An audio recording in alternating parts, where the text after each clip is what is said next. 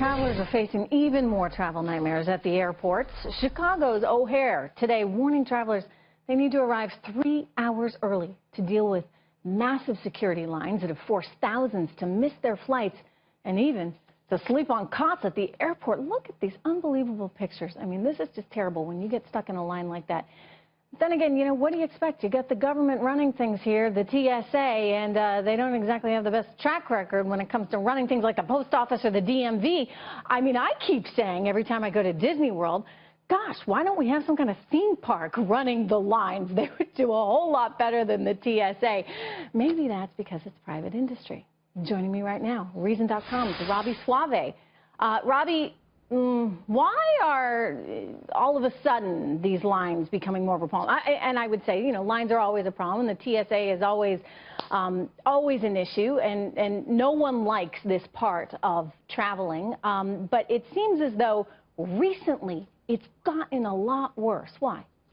It has, and part of it is just government bureaucracies collapse over time. They get worse as they expand. I think the direct cause of what's going on here is that the TSA actually decreased the number of screeners they have working because they thought their pre-check system would kind of cover that, and they didn't understand what the demand was. And it's no mystery why. It's because they're a government-run agency. They have no competition. They have no market mechanism to sort out whether they're doing a good job. They don't have customer feedback. There's no one to compete with. Yeah, and they're regulator and person being regulated. It's scary to me because we need the TSA. Believe me, we do. They're sort of our last defense to keep us all safe from any potential terrorists in airports and in the air.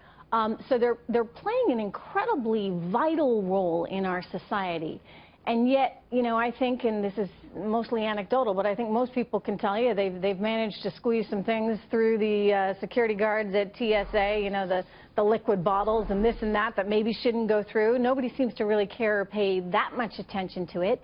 And then, you know, they allow these lines and lines and lines to keep piling up.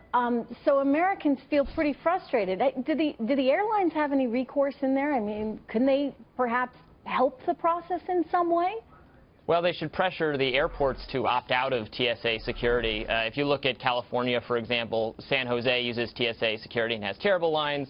San Francisco, they opted out. They're doing it privately, and they're just letting TSA be the regulators, and that works better.